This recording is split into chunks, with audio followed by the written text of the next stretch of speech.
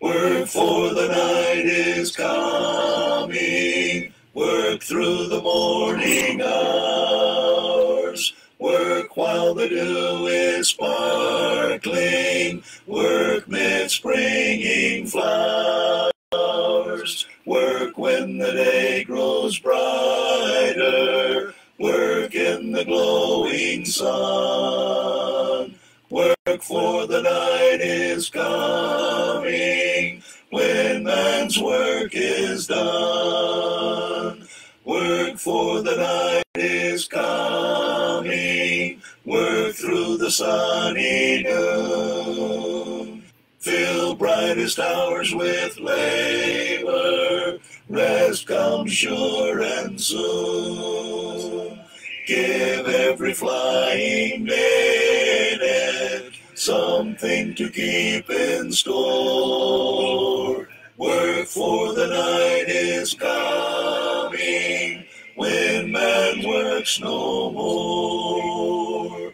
Work, for the night is coming under the sunset skies, while their bright tints are glowing.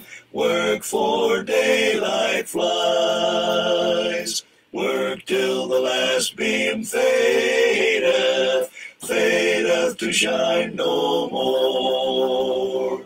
Work while the night is darkening, when man's work is o'er.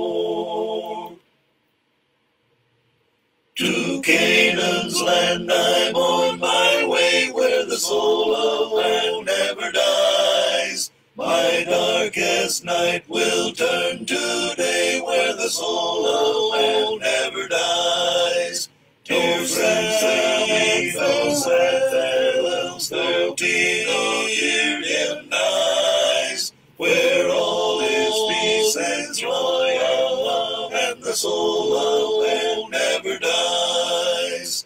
A rose is blooming there for me, where the soul of man never dies, and I will spend eternity where the soul of man never dies.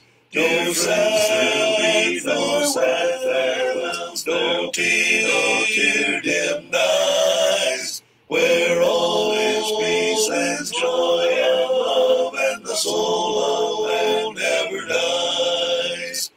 A love light beams across the foam, where the soul of man never dies. It shines to light the shores of home, where the soul of man never dies.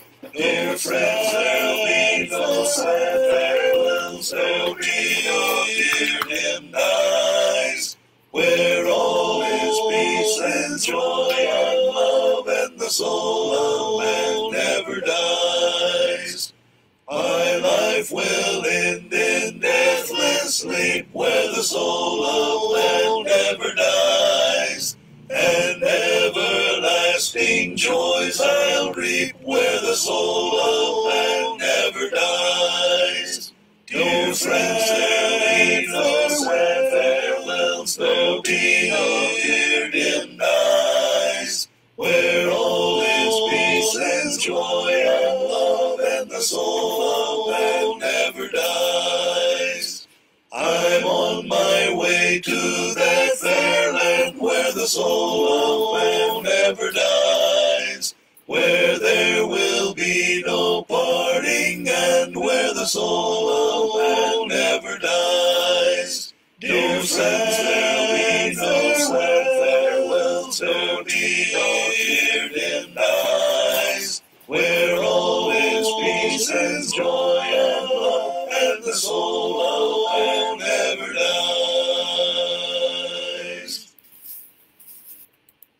There is beyond the azure blue a God concealed from human sight.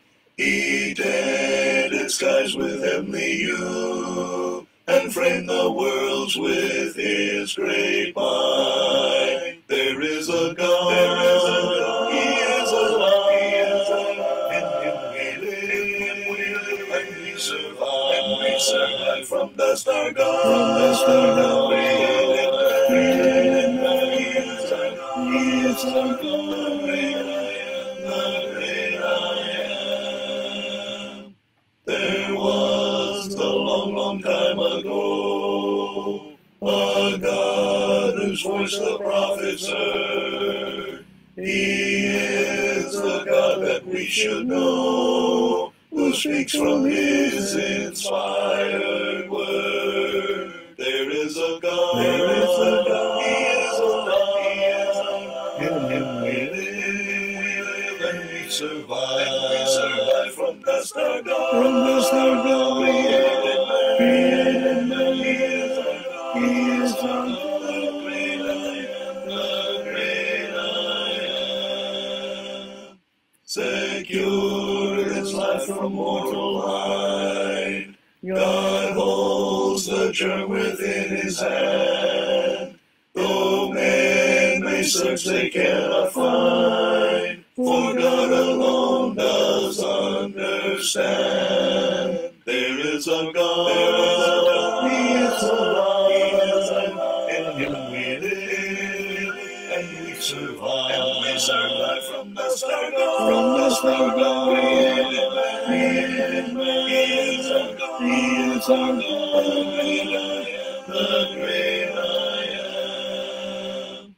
Our God whose Son upon a tree, our life was willing there to give, that he from sin might set men free, and evermore with him could live. There is a God, he is alive, in him we live, and we survive. From dust our God, created man. He is our God, great I am, the great I am. Magandang gabi mga kapatid. Tatlong beses po akong nag-live na puro hindi ko alam kung ano nangyari. So itong pangatlo po ang nagtagumpay. Ano po? Dinelete ko na po yung naunang dalawang pinindot ko sa live. So magandang gabi sa mga kapatid at mga kaibigan na nanonood po sa atin ngayon. Good afternoon, good evening, good morning, kung saan man kayo naroon. Binabati po natin ang ating mga kaigsuonan. Maayong gabi sa inyong tanan, maigsuon. Binabati rin natin ang ating mga kakabsat na ibang garabi, kadaki amin, kakabsat. Binabati rin natin ang ating mga katugangan sa may Bicol region. Diyos marahay na banggi sa Intugabos. Binabati rin natin ang ating mga kaibigan at mga kapatid sa may Pangasinan, Masanto sa Labi, at sa kayo namin.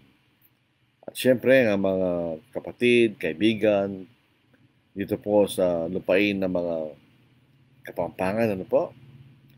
May pabay, kaya ko nga. At doon po sa maliit na isla ng San Jose Romblon, o Carabao Island, or Hambin, hindi ko alam kung ano talaga yung pangalan ng lugar na yun. Mayad gabi sa tanan. So ating pong pag-aaralan po yung napapanahon dahil alaala na naman, ano po, maraming tumatakbo para mayahalal sa posisyon. It is a election time, ano po, sa May 2025, at tayo po'y mag-ahalal ng mga mamumuno sa atin sa bayan, lalawigan, at ang ating mga senador. So isang katanungan na pwede nating pagbulay-bulayan kung ikaw po isang mangangaral. Kasalanan ba ng isang mangangaral ay tumakbo sa isang posisyon sa halalan? Is it sinful for a preacher to run for an elective office? Ito po yung magandang tanong kasi meron naman po mga mangangaral na aking nababalitaan at nakita sa nakarang panahon na sila yung mabol sa mga halalan. They run for elective office. So, minsan magandang tanong po, nagkakasala ba sila? Is it a sin to run for an elective office? or not? Yun po makikita nating magandang pag-aralan. Kasi ngayon, ang political atmosphere ng ating bansa ay napakainit. Nararapat baga na tayo sumama sa ganong init ng politika. Mainit po mga kapatid.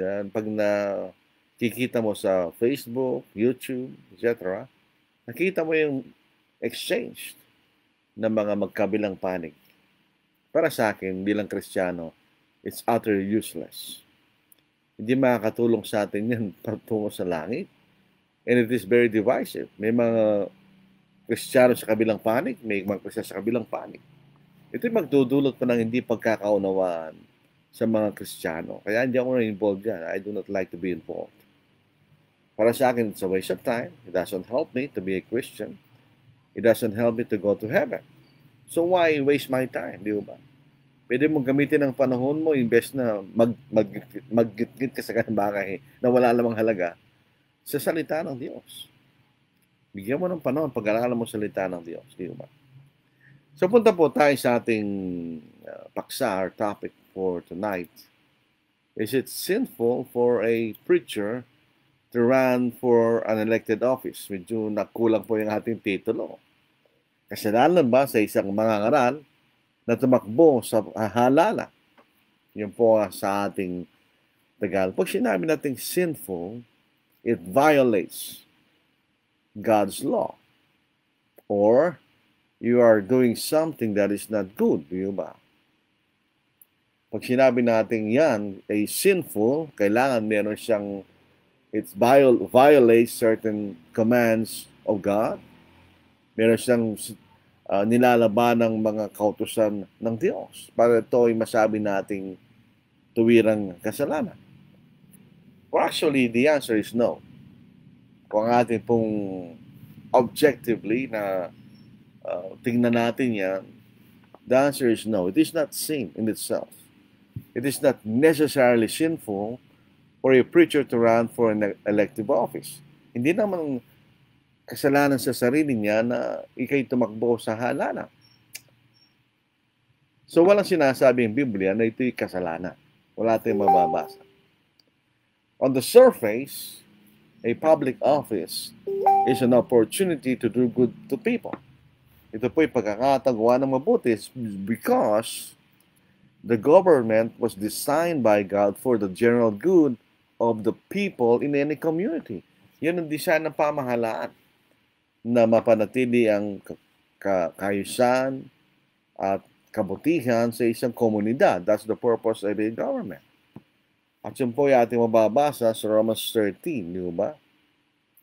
Sa verse 1 hanggang sa talatang 7. Basahin po natin. Romans chapter 13, verse 1 to verse 7.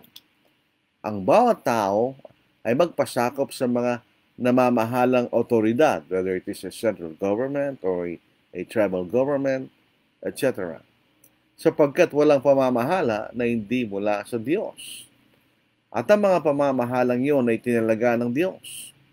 So ang pamahalaan, ang ideya, the concept of a government comes from God. Ito'y galing sa Diyos. Kaya't ang lumalaban sa may kapangyarihan ay lumalaban sa itinalaga ng Diyos. Tandaan po natin yan.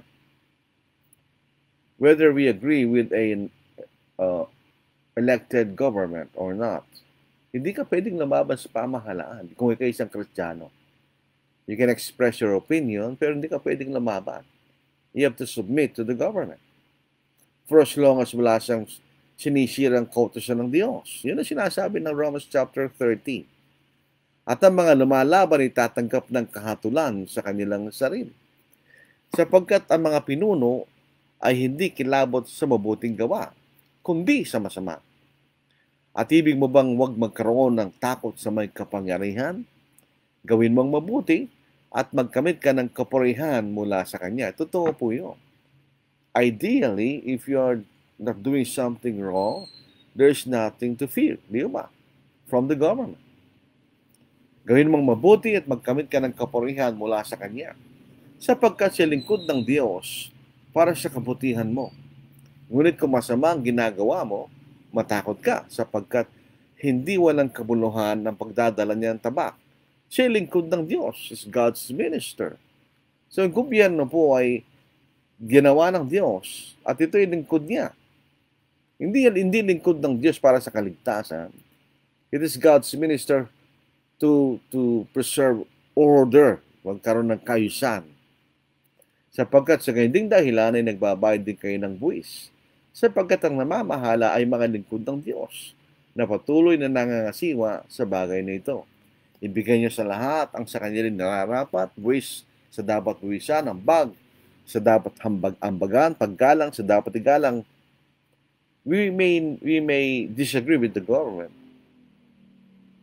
We may disagree with the president, but we have to honor the office. Yun po ay inilatag ng Diyos yun eh. Yung kaayusan ng pamahalaan. Parangal sa dapat parangalan. So in other words, on the surface, running for an elective office is good dahil it follows the idea of a government. Yun ang makikita natin on the surface. Wala naman tayo nakikitang masama. It is similar to the question that is it sinful to marry a non-Christian? Is it sinful for a Christian to marry a non-Christian? The answer is no.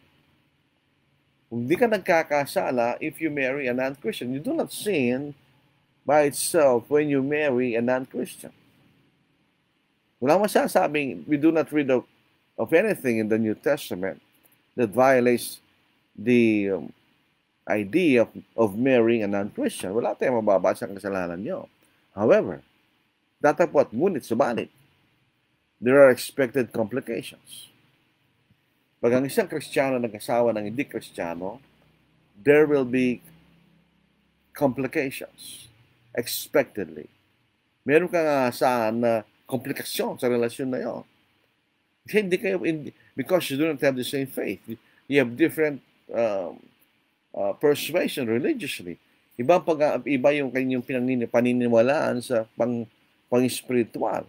For instance, in worship, where are you going to worship? Kung kayo nakapag-asawa ng hindi Kristiyano, saan kayo sasamba? If you worship with the non-believer, then you compromise and you sing. Kung isang Kristiyano ay sasama at sasamba sa isang hindi mananampalataya sa paniniwala ng kanyang asawa, nagkakasala siya. Di ba nagkakasala siya? And then the question of where will be your future children worship? Saan sasamba yung mga anak ninyo?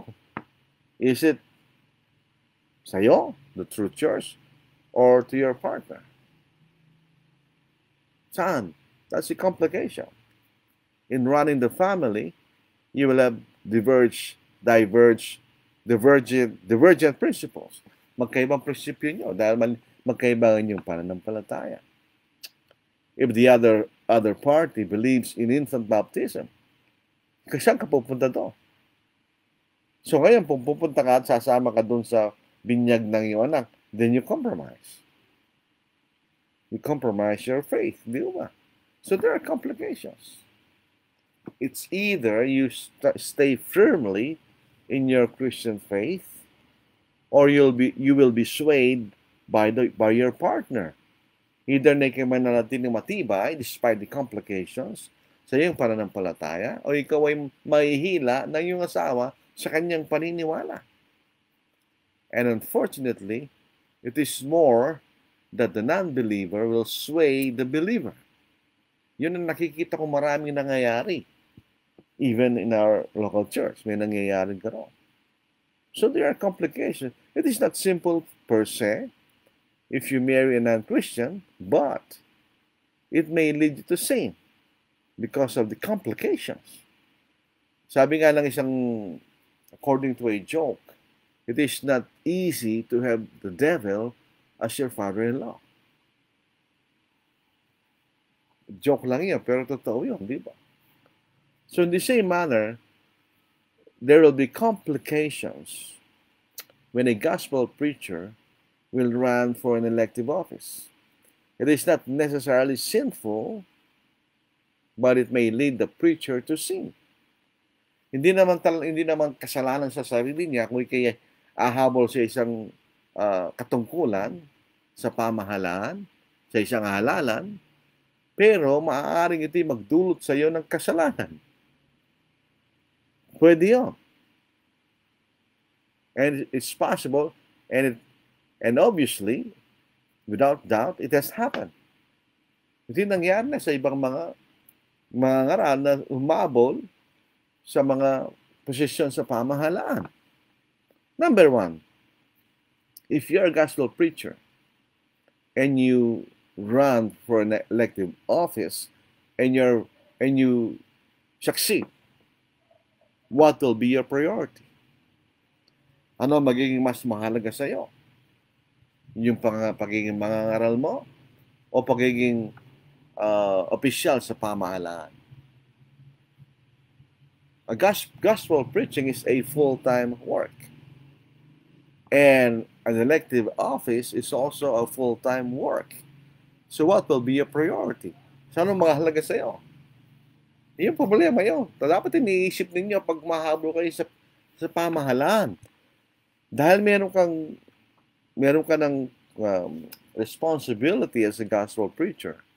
And you will have another full-time responsibility as an elective official. Di ba? Parang full-time work yun. And in most cases, it is very difficult to win honestly.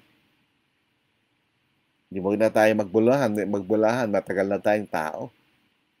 Nakikita natin ang paraan ng pagwawagi sa isang halalan. It is not an honest to goodness work. Alam natin yun. So, anong gagawin mo kay gospel preacher? How will you win? Paano ka mananalo? Meron nananalo honest to goodness, pwede. It is not impossible. Meron naman pong ganon. Hindi naman natin ninalahat. Pero majority ganon. Paano kung tutulungan ka ng isang denominasyon who are involved in politics at nanalo ka? What about the payback time? Pagsisingilin ka na nila. Yung mga bagay na yun, naisipin natin. Unang-una, a gospel preacher will need to realize that the work of preaching is a full-time work. The work of preaching is a full-time work. Actually, it is a 24/7 work. Kung tutungusin. Walang day off yan. Makikita natin sa 1 Timothy chapter 4, verse 13. Ito po ang ating mababasa sa 1 Timothy chapter 4, verse 13. Sa Tagalog, hanggang sa dumating ako, bigyan pansin mo hayagang pagbabasa ng kasulatan, pagbabasa, ang pangangaral at ang pagtuturo. Gawin mo ang mga bagay na ito, italaga mo yung sarili sa mga ito upang ang inyong pangunlad ay makita ng lahat. Ito po sa English, like New King James, till I come, give attention to reading, to exhortation, to doctrine. Then po sa verse 15, meditate on these things, give yourself entirely to them. Kaya nga, full-time work. Give yourself entirely to them, that your progress may be evident to all. Sabihin, para makita ang pagunlad ng mga kapatid sa iyo. So in other words, you need time. You need your time. Dito nga po sa Acts chapter 6, when there was a benevolent case with regards to the widows, there was a problem in the distributing of benevolence to the Jewish widowers, to the Hellenist widowers. Pag sinabi natin Hellenist, ito yung mga Hudyo, pero hindi lumaki sa Israel. Sila yung lumaki sa ibang bayan. And they speak Greek. So, hindi nakita natin, ano sabi ng mga apostles? What did the apostles suggest? Or that they do? Verse 1, now in those days, when the number of the disciples was multiplying, it is good to have good numbers in the local church. But remember, as the membership increased, so are the problems. there arose a complaint against the Hebrews by the Hellenists, or the Greek-speaking Jews, because their widows were neglected in the daily distribution. Then the 12 summoned the multitude of the disciples and said, "It is not desirable that we should leave the word of God and serve tables." Tignan niyo, it is not desirable for us to leave the word of God and serve tables. So hindi trabaho ng mga apostol yun. Kaya pumili sila ng 7 tao so they can concentrate on their work. Sa verse 4, "But we will give ourselves continually to prayer and to the ministry of the word." Yun ang trabaho nila eh. Yun ang trabaho natin, bilang mga ngarang. We concentrate on studying the word and preaching to others. It requires a full-time work. Paano ngayon yun? Kung ikaw isang nanalo sa halalan, how will you be a full-time gospel preacher and at the same time a full-time elected official? Pwede ba yun? It's either you neglect the one and give attention to the other, di ba? But you cannot devote full-time to both. Impossible yun. Kaya yun yung isang bagay na problema yun.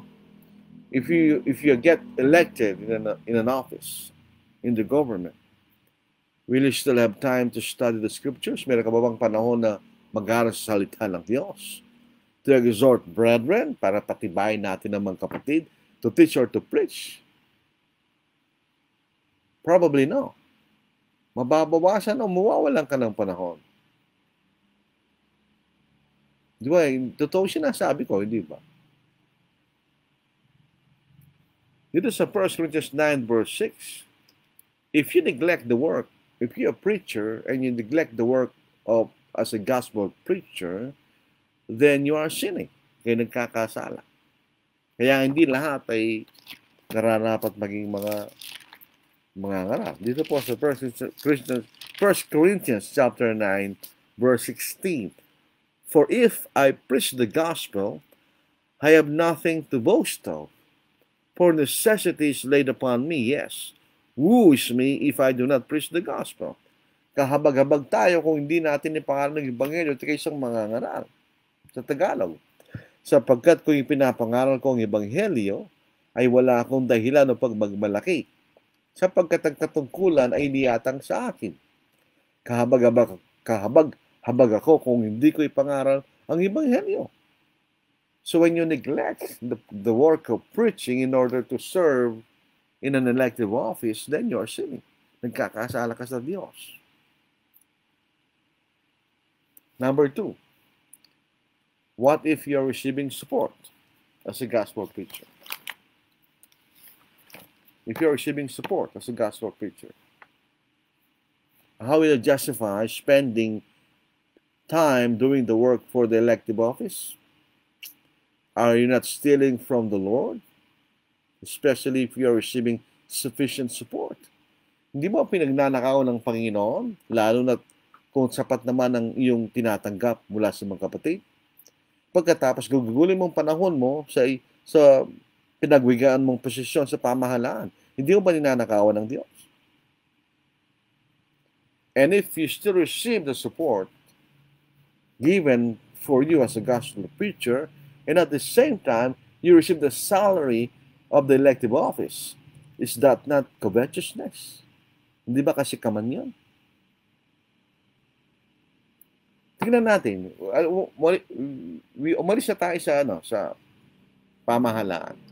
If you're working secularly, at the same time, you're receiving support as a gospel preacher. If your secular work provides already your need, such that even you can spend your money for your preaching, then you will have to cut off your support. Wala nang dahilan para supportahan ka. Bakit? May sufficiente ka ng pera eh. Kaya nga, yung mga malalaki ng sweldo sa trabaho nila, secularly, and at the same time, you're a gospel preacher, tapos tumatanggap pa rin sila ng support, anong tatawag natin sa inyo? Di ba mga sakim kayo? Sakim ka, sakiman ang tawag doon eh. Kung sapat na yung sweldo mo, huwag ka nang tumanggap ng support. Meron ka na sufficient pera. There is the principle of support is no longer justifiable in such circumstance. Hindi ka na dapat suportahan. Dahil meron ka ng pera. Gagawa ng iyong secular work. Di ba? May mga gospel preacher, they have to have secular work because their support isn't sufficient. Hindi mo lang kasalanan yun. Pero malaki na sweldo mo, tapos tatanggap ka ng support, anong tawag sa'yo? That's covetousness. You're sinning. In the same principle, sa kung ikay na halal. May kasweldo ron, may sweldo ka pa sa pangangaral. Kung sapat na yung sweldo mo doon sa inihal ka doon, tapos tatanggap ka ng support, hindi ba covetousness yun? Next point, mga kapatid. If you are elected to an elective office, you will be a servant to all the people of all religious persuasion. If you're a mayor, then you're a mayor for all the people in your town or city. You'll be a mayor to all people of all different kinds of religious persuasion. You'll be involved in a fiesta, gay pageant, maybe, a beauty pageant, or money-making scheme like bingo, etc. Ano mangyayari sa'yo? You will have to compromise. You will compromise.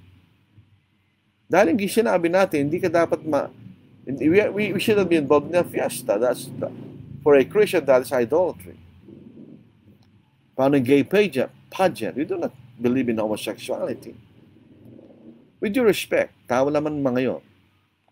And a beauty pageant, that is immodesty, at least, di ba? O yung bingo, that's gambling. You will compromise. And if you're a gospel preacher, what will be the effect on your congregation you're working with? How can you say you fought the good fight if you compromise? Di ba? Dito sa 2 Timothy chapter 4 verse 6, tungkol sa akin, ako'y binuhos na tulad sa inuming handog, at ang panahon na aking pagpanaw ay dumating na. So it was, Paul is nearing his death. Nakipaglaban ako ng mabuting pagkikipaglaban. Natapos ko na aking takbuhin, iningatan ko ang pananampalataya. Paul said, I have fought the good fight. But if you are elected to an elective office, you will have to compromise. You have to compromise. Ano mangyayari sa ngayon sa kongregasyon na pinaglilingkuran mo? Di ba, mga kapatid? Hindi ko nilalahat. And sinasabi lang natin is the general circumstances surrounding around sa ating issue. Ano po? How about the reality of corruption? Meron naman po, mga kapatid. Alam natin yan. Hindi naman tayo pinanganak kahapon. There's a saying, if you will go to a muddy place, so sa isang putikan, then you will be muddied. Hindi kayo mapuputikan. Kahit na malis ka pa sa katawan mo, pag pumunta ka sa putikan, mapuputikan ka. What do we mean? You may begin honest. Ako naniniwala ko. Those gospel preachers who ran for an elective office are honest to begin with. They have good intentions sa kanilang paglilingkod. No doubt about that. But then afterwards, you may be involved in the shenanigans common in elective offices. Napunta ka na doon sa sistema eh. Isa na hindi ka na makakawala doon. Mahahawa ka na rin doon sa kinagawian ng ganong bagay. Maging katulad ka, if you're righteous enough to resist such temptation, which you can do, if you're a Christian, you'll be like righteous Lot. Magtutulad ka sa isang matwid na si Lot. And if you're not involved in that system of corruption, then you'll be stressed. Nakikita mo yung masasamang bagay na napapaloob doon. 2 Peter chapter 2 verse 7 and 8. At kung paano niligtas niya ang matwid na si Lot, na lubhang nabagabag sa mahalay na pamumuhay ng masasama. sapagkat ang matwid ng taong ito'y nabuhay na kasama nila araw-araw, ay lubang na bagabag ang matwid ng kaluluwa dahil sa kanilang masasamang gawa na kanyang nakita at narinig. So, nung pinili ni Lot na tumira sa Sodom at Gomorrah at nakita niya kasamaan doon, hindi siya nasiyahan. Malapay siya na bagabag. And later on, his family was sacrificed. His family was influenced. Kaya dalawang anak lang niya, asawa niya, at siya ang nakatakas na matiping asawa niya. And then, if you're a gospel preacher, even if you're just a Christian, in the 2 Corinthians chapter 8, verse 21, providing for honest things, not only in the sight of the Lord, but also in the sight of men. The King James Version. Paano yung corruption doon na makikita mo if you get involved? Patay tayo dito sa 2 Corinthians chapter 8, verse 21. And if you go and run for an elective office, probably you'll be spending money. You'll be spending money. Magastos yan. Much money. Milyon ang gagamitin mo. Unless otherwise, mayroong gumastos para sa'yo, which is possible. You'll be supported by people who believes in you. Gagastosan ka ng mga tao na niniwala sa'yo. After you get elected, then there is always a payback time. That will be the problem. Anong gagawin mo ngayon? Pagsisingilin ka na ng mga taong tumulong sa'yo. You may even have to break the law to appease them, di ba? Kasi tinulungan ka nila eh. Or, isipin natin, if you spend so much money to be elected in an elective office, hindi mo rin ba ninanakawan ng Panginoon? Why can you spend so much money to run for an elective office and cannot give the same amount of money to the Lord? Pero hindi mo maibibigay ganun karaming pera sa Panginoon. Ano bang makikita nating mahalaga sa atin pagka gano'n? Mas mahalaga yung ating may maboto ka kaysa ikay maglingkod sa Panginoon. What if you lose and you lose so much money? How will the Lord rate your being a steward of the money that the Lord gave you? Paano ngayon ang iyong pagiging katiwala ng Panginoon sa kayamanan na binigay niya sa iyo o pinagkatiwala niya sa iyo? Dito sa 1 Corinthians chapter 4 verse 1 and 2. Kaya't ituring ninyo kami bilang mga lingkod ni Kristo at magkatiwala ng mga hiwaga ng Diyos. Bukod dito, kailangan sa mga katiwala na sila matagpuang tapat. Sabi nga ni Pablo it is right for stewards to be found faithful. At ito po ang makikita natin complication. You'll be entangled in the affairs of this world. Siyempre, an elective office is not a spiritual work. It is a physical work. I mean, it deals with physical welfare of the people. You get entangled with the affairs of this world. But if you're a gospel preacher, you are a soldier of Jesus Christ. You cannot be entangled with the affairs of this world. Dito sa 2 Timothy chapter 2 verse 3. You therefore, speaking to Timothy, a gospel preacher, you therefore must endure hardship as a good soldier of Jesus Christ. No one engaged in warfare entangles himself with the affairs of this life, that he may please him who enlisted him as a soldier. So ikay sundalo at nagkikipagdigma ka, wala ka nang pakialam sa mga nangyayari sa isang libutan. Ang interest mo ikay magkipaglaban. So if you are a spiritual soldier of Jesus Christ, we cannot be entangled in the affairs of this world. Sa ating issue, in politics. If you are a gospel preacher, siguro kung Kristiyano ka pa, pero if you are a gospel preacher, you'll be entangled with the affairs of this world. Hindi mo ba mga kapatid? So these are the reasons na nakikita natin why running for an elective office, while it is not sinful in itself, may lead you to sin and go against God. Yun ang problema daw. So, siyempre, there are reasons given for running for an elective office. Mayroong reason. Number one reason that people give, or gospel preachers give who run for elective office, they were able to have the opportunity to preach the gospel. That's a good intention. But if that's the case, why the apostles did not run for an elective office?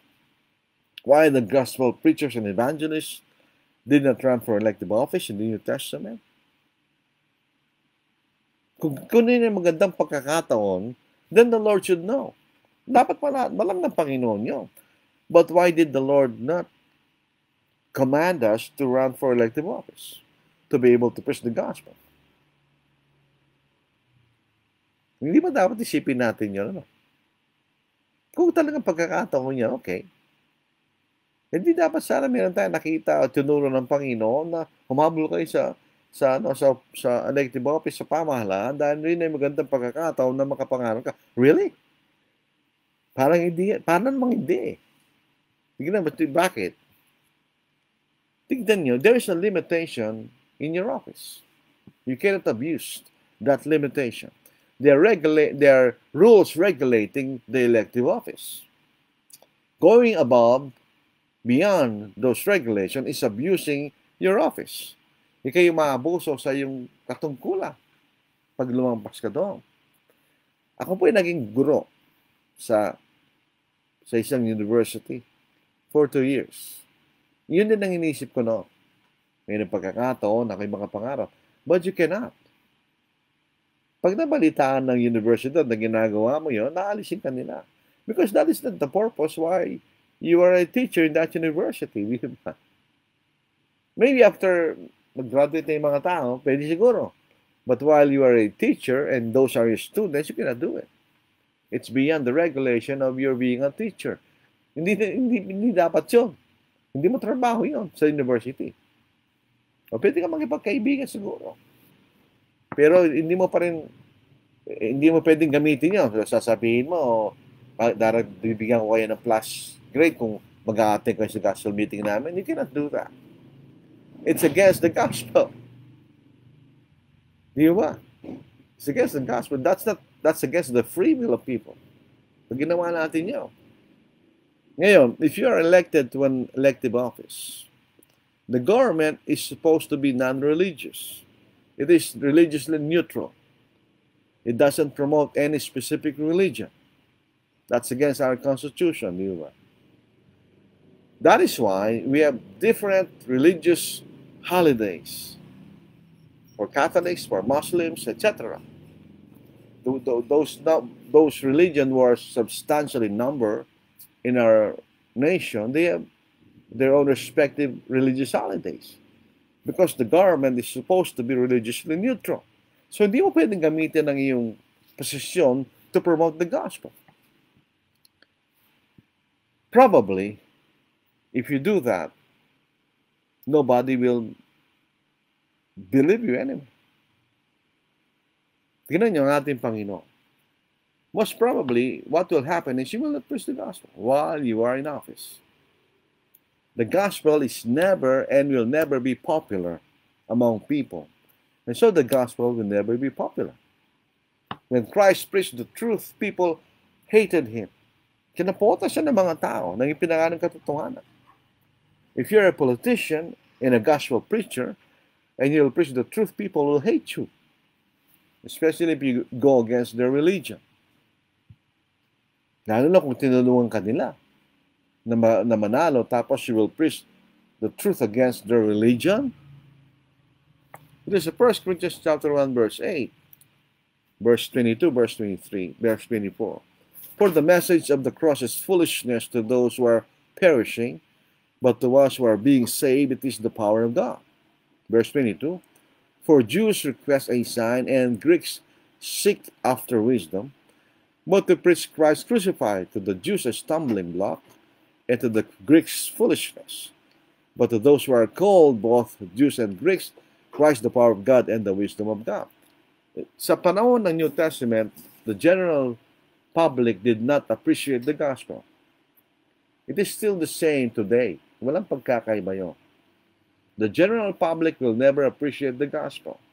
Kaya kakamti mga Kristiyano eh.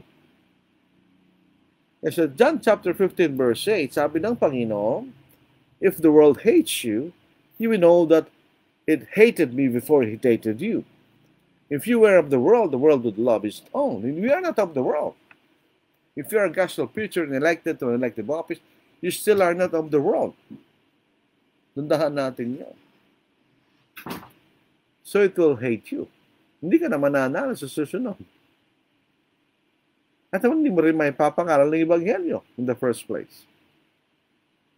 Nagbago ba yan? Hindi. Then the next argument, it is an opportunity to do good. Yes, indeed. Totoo yan. But Christ did not command us able to change the society. Gospel doesn't change societies.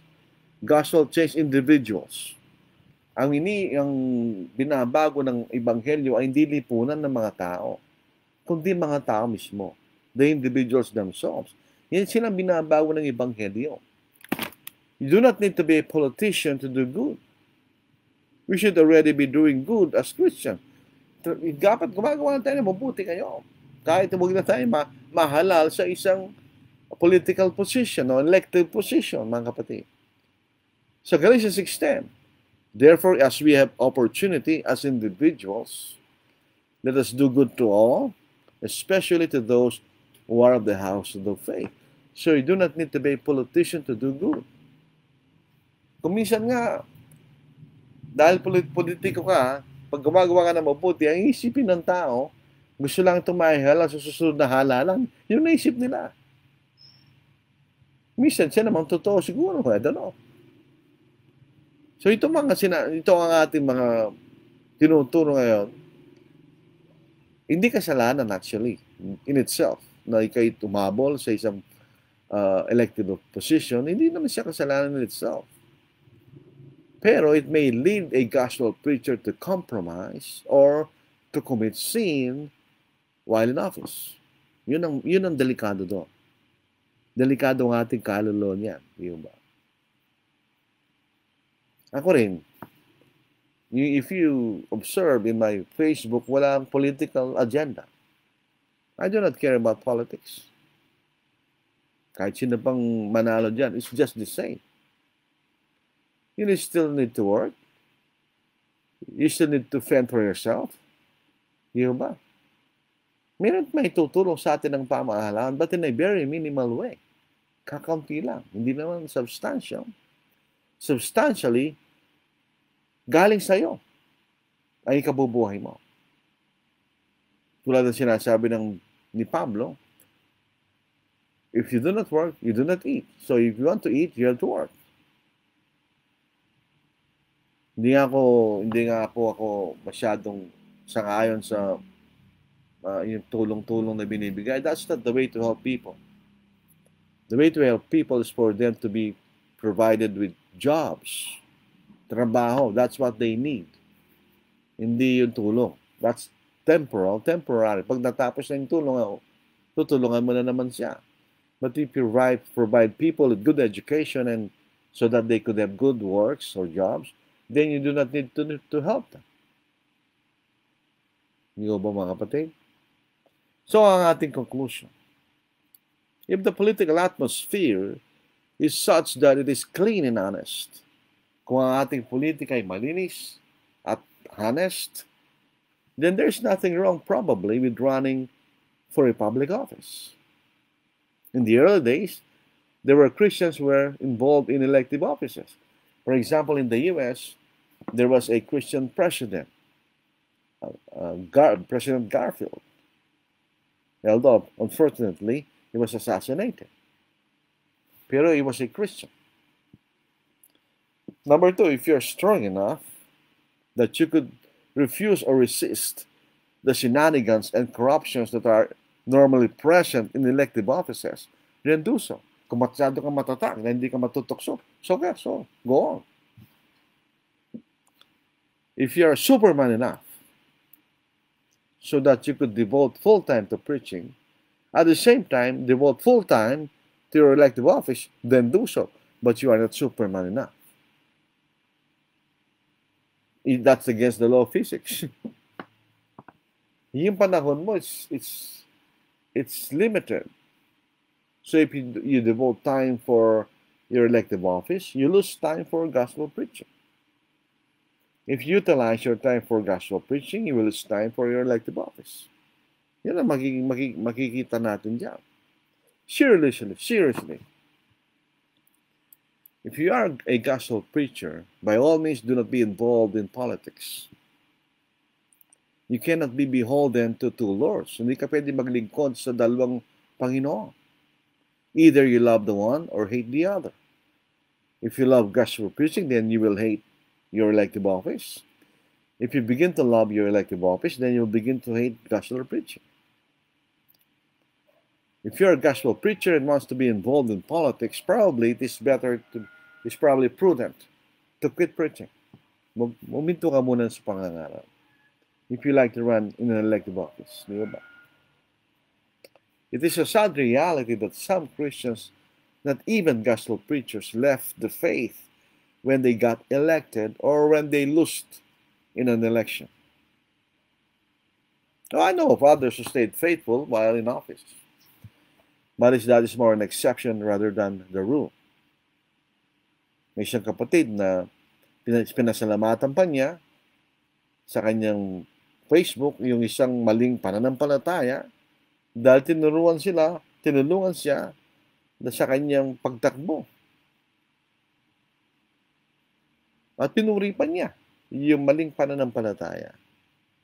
To what extent are you going to compromise in order to win in an election?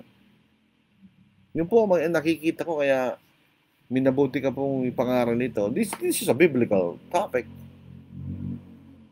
I do not find something wrong in itself kung gusto mong humabol sa isang elective position. That's your choice. But if you're a gospel preacher, quit preaching and get elected in an elective office. Yun ang pinakamaganda na nakikita ko para it will be fair. Fair yun eh. That's fair. Hindi pwede yung nakasalampak ka sa dalawang responsibilidad ng pangangaral at sa paglilingkod sa pamahalaan. You cannot do that both. You cannot both do that. Aliban pa dun sa sinabi na natin na kuminsan may mga bagay na hindi karapat-dapat na nangyayari and you get involved. Yun po maaaring mangyari sa atin kung tayo po ay. And may involved ang church sa politics. If something happens to you, then the church will be affected. Di ba? So ito po ang ating pangangaral sa gabing ito. At maragdagan ko rin po na ito po ang aking napapansin lang. Observation ko lang. Some gospel preacher will not say anything in a controversial issue regarding our faith, which they need to stand. Hindi sila magsasalita. They will hide their persuasion in a controversial issue. But when it comes to politics, they can be so firm in exposing or saying what they believe in their politics. Tandaan lang po natin, politics will never help you to get to heaven. And most probably, ito'y magiging dahilan para hindi ka makarating sa langit. Wala namang, there's no one who is good, right, 100% in politics. They are always right and wrong at the same time. Wala namang perfecto na naglilingkod sa pamahalaan. There is no perfect president, perfect senator, or perfect congressman. Wala tayong makikitang ganoon. So why involve yourself in politics in the first place? I will not waste my Facebook to state my political agenda. I am not a politician, so I do not care about politics. I care about gospel preaching. Period. Di ba? So maraming salamat po sa inyong pakikinig sa ating pangaral po sa gabing ito.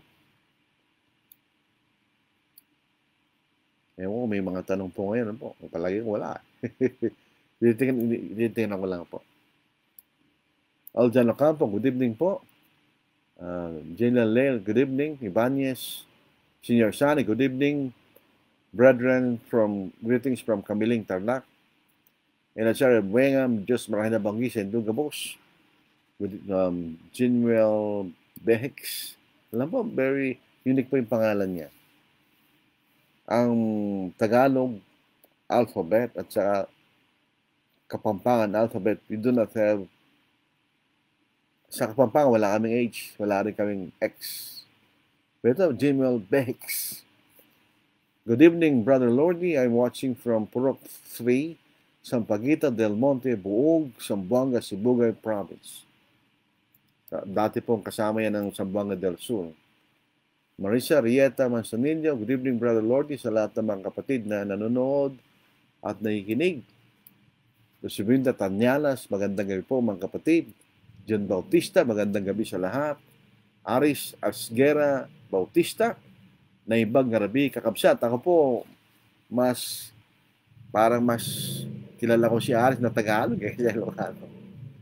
Cherry Lozano Lopez, Bay Pabengi po. Ito po yung pagbati namin sa Kapampangan. Good evening. Robinson Pulveras, good evening po. Ito po yung nasa Northern Cagayan. Ano po, si Brother Pulveras.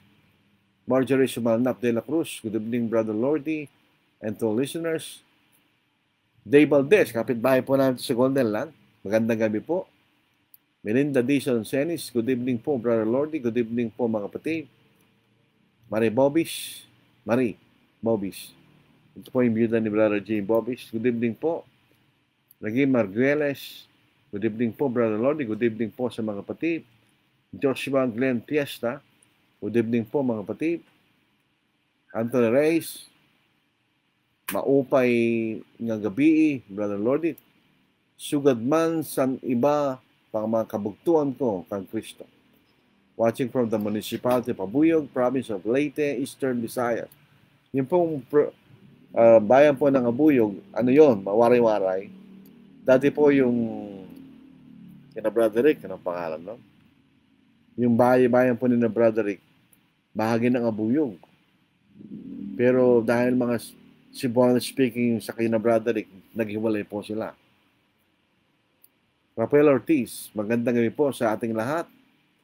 Rafael Arcalas, nasayaat, apanagsaad, TRB, kada kayo amin kakapsat, baka ibang version lang ito ng magandang gabi. Ante Reyes, time in the topic, maraming salamat. Jimmy Lacambra, magandang gabi po. Liaka Collis, miyembro po sa amin. Good evening, Brother Lord and Brethren. God bless us all. Get well soon, Sister Rose. Lumabas na po siya sa ospital. Sana magpatuloy na po kanyang recovery. Dahil mahabang recovery po yung sakit na yun. RJ Cruz Marasigan, thank you for the lesson brought. Maraming salamat. Lorby Lance, magandang gabi mga kapatid from Ilocos. Okay, may tanong. Rice Chai. It is true, a preacher could not be a politician to advance the gospel of Christ. A preacher's endeavor is heaven, saving the souls. Moses is the best example of a preacher abandoning his desire to pursue political career. Moses had all the power and authority to impose the true God on the people of Egypt, but he abandoned it. Hindi naman sila naniwala. Kaya mismo yung mga Hudyo, hindi sila naniwala kay Moises. Di ba? So, tama po yan. Dito po, si Brother Rafael Ortiz. Paano kung sakto ng income na mangaral, marapat pang kumuha ng pera sa iglesia? This is a personal judgment.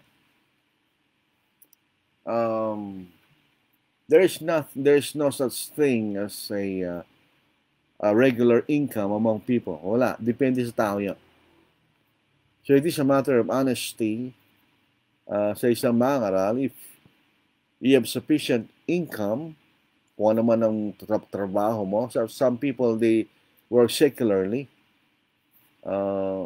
Kung sapat na yung income secularly to be able to provide for your family and do the work of preaching, di maaaring hindi ka na kumuha. Pero most probably, there are gospel preachers who work secularly because of the reason that they do not have enough financial support from the church. Kung sapat na yung financial support ng isang local church o isang mangaral, then the gospel preacher will not work secularly. Napakahirap na gawin nun. Napakahirap gawin nun. It's very difficult to have secular work at the same time preach the gospel. I know because I was in that situation before.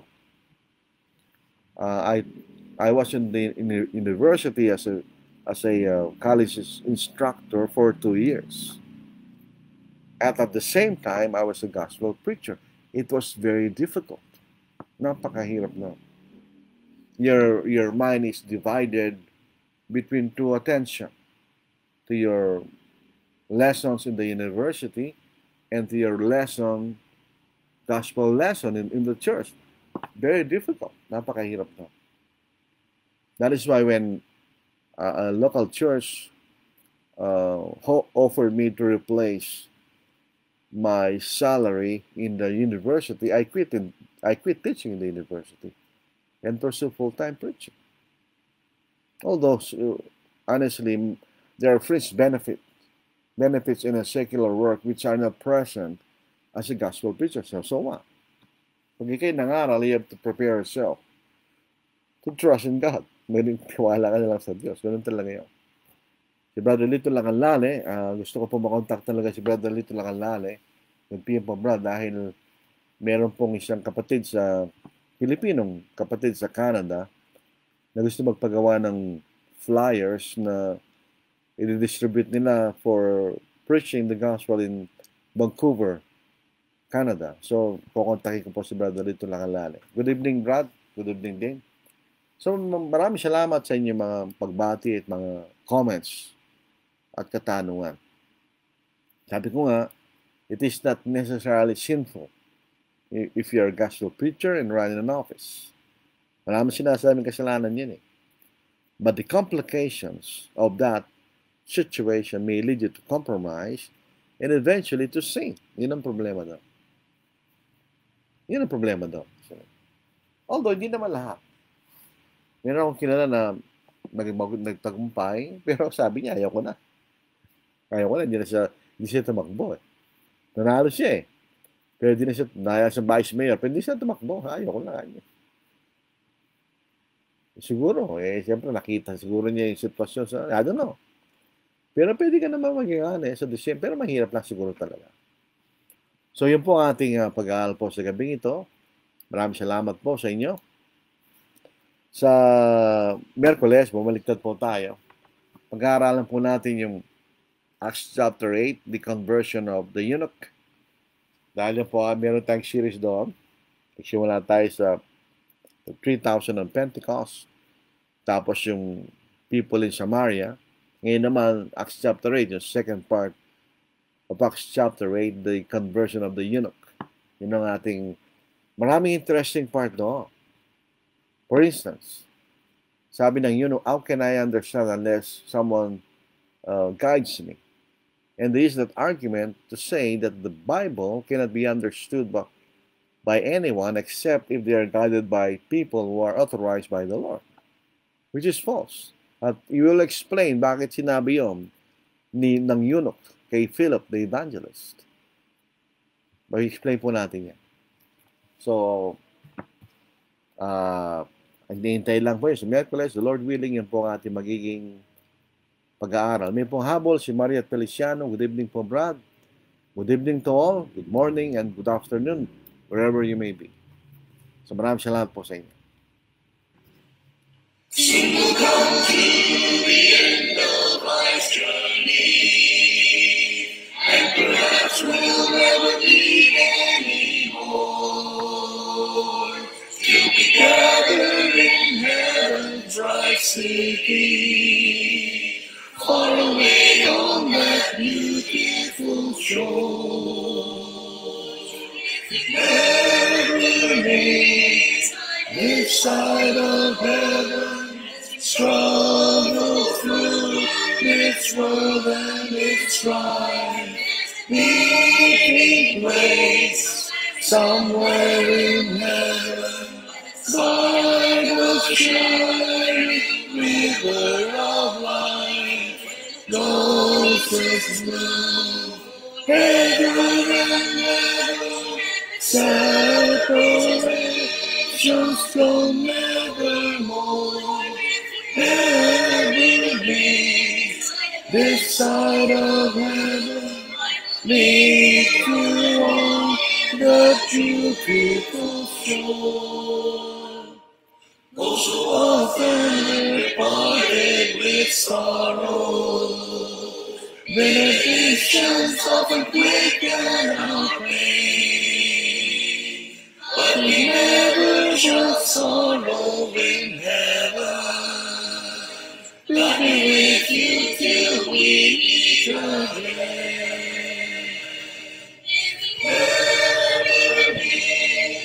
This side of heaven, struggle through this world and its life, meeting place somewhere in heaven, by the shining river of life, Moses moved ever and ever, separations come nevermore. Never meet this side of heaven, meet you on the beautiful shore. Oh, they say we shall meet by the river, when the storm clouds never darken the sky. And they say we'll be happy in heaven, in the wonderful sweet by and by. Never leaves this side of heaven, struggle through this world and this life, meeting place somewhere in heaven, by the shining river of life, Moses moved ever and ever, separations come nevermore.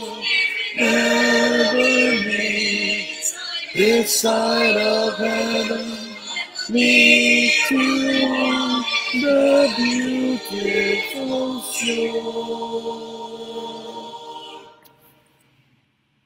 When the trumpet of the Lord shall sound, and time shall be no more, and the morning breaks eternal, bright and fair. When the saved of earth shall gather over on the other shore, and the roll is called up yonder, I'll be there. When the roll is called up yonder, when the roll is called up yonder, when the roll is called up yonder, when the roll is called up yonder, I'll be there. On that bright and cloudless morning, when the dead in Christ shall rise, and the glory of his resurrection share. When his chosen ones shall gather to their home beyond the skies, and the roll is called up yonder, I'll be there. When the roll is called up yonder, I'll be there. When the roll is called up yonder, I'll be there. When the roll is called up yonder, when the roll is called up yonder, I'll be there. Let us labor for the Master from the dawn till setting sun. Let us talk of all his wondrous love and care. Then when all of life is over and our work on earth is done, and the roll is called up yonder, I'll be there. When the roll is called up yonder, I'll be there. When the roll is cold up yonder, when the roll is cold up yonder, when the roll is cold up yonder, I'll be there.